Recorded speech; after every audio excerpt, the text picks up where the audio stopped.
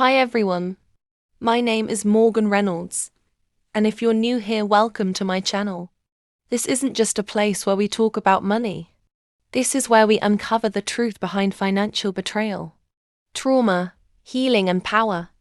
Before I take you into one of the most personal, painful and ultimately empowering stories of my life, do me a favor, like this video, subscribe to my channel, and drop a comment below, letting me know where you're watching from. Because what I'm about to share isn't just about money. It's about revenge, boundaries, and becoming the version of yourself that no one can ever play again. I'm 29 years old, a financial analyst by profession, a woman who believed that with enough discipline, hard work and kindness, I could protect the people I love and build the kind of life we only used to dream about. I grew up in a modest, middle-class neighborhood just outside Chicago. We weren't poor, but we weren't exactly comfortable either. My parents clipped coupons at the kitchen table and whispered about money problems behind closed doors, always trying to make ends meet without letting us see the cracks. But I saw them, and even back then, I promised myself that I'd learn how to do things differently. And I did.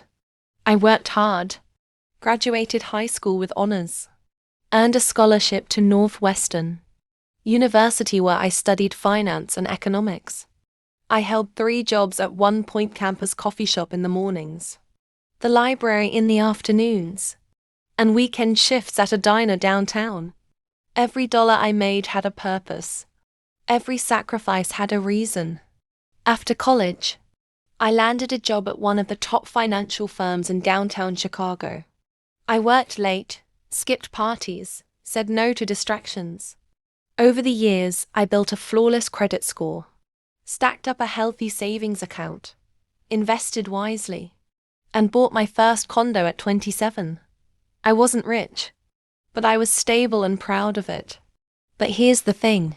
Financial literacy doesn't protect you from emotional manipulation, and trust, when placed in the wrong hands, can become your biggest liability. It happened like this. My parents called me one evening. My mom's voice sounded urgent, anxious. They needed help with a $5,000 online payment.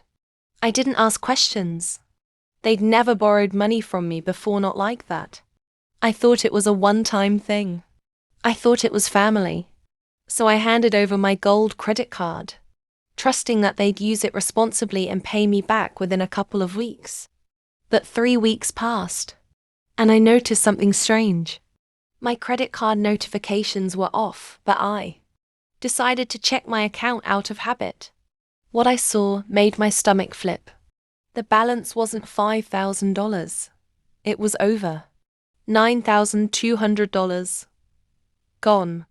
I thought, this has to be a mistake. It has to be fraud. Then I went to visit my parents. That's when I saw my siblings, Amber, my 24-year-old sister with a taste for luxury, and my younger brother showing off brand new designer clothes, an iPhone, smart gadgets, and a PlayStation 5 still in the box. My parents, laughing like it was a joke.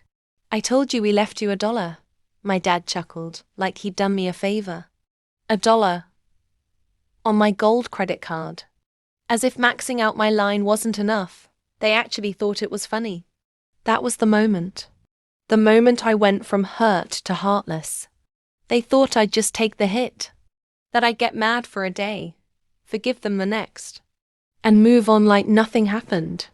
But what they didn't realize is, you don't screw over a woman who understands the system you're playing in.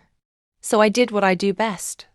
I sat down, opened my laptop, and went to work. Step 1. Call the bank and file a fraud report. Yes, they were family, but they were also unauthorized users. I presented receipts, IP logs, delivery addresses, and a full breakdown of what was bought and by whom. The bank launched an investigation.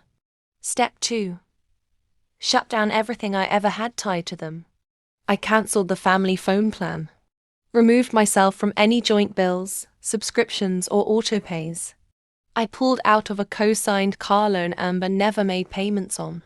Froze all credit authorizations tied to my name. Cleaned out every account like a storm through a house with broken windows. Step 3. Cut them off. Entirely. No explanation. No dramatic goodbye. Just silence. And the fallout. Amber couldn't make payments on her car and lost it within months. The utilities at my parents' house were shut off when I removed my name from the bills. My brother had to sell his PS5 and phone just to get through the month. They called me over and over, texted, left voicemails. My mom even emailed me saying, "You didn't have to go this far." But let me ask you this. How far did they go when they drained every dollar I had saved? When they laughed about it? When they handed my trust to my siblings like it was a shopping coupon? Meanwhile, I didn't just recover. I leveled up. My credit score was restored in under 60 days. The bank reversed every cent. I moved to a better apartment, invested in real estate, launched this YouTube channel, and began speaking on financial trauma and recovery. I built a community. I built a brand. I built boundaries that no one, not even blood, could cross again. And here we are. If you've made it this far, I want you to hear me clearly. You are not a bad person for cutting off toxic family members. You are not cruel for putting your mental, emotional, and financial well-being first. And you are not weak for having trusted the wrong people. You're strong for choosing to rise after they try to tear you down. Moral of the story: not all revenge is loud. Sometimes the sweetest revenge is silence, success, and self-respect. Don't waste energy fighting people who already knew they were hurting you. Just walk away and let them feel the weight of your absence. Because the greatest power you will ever hold is knowing when to stop saving people who are comfortable sinking you. So if this story hit home, if you've ever been burned by the people closest to you, if you're ready to stop being the backup plan for people who never show up for you, like this video, subscribe to my channel, and join this community. We talk money. We talk boundaries. We talk healing. And most importantly, we talk about taking your power back. Because here, we don't beg. We don't chase. We rise. See you in the next one.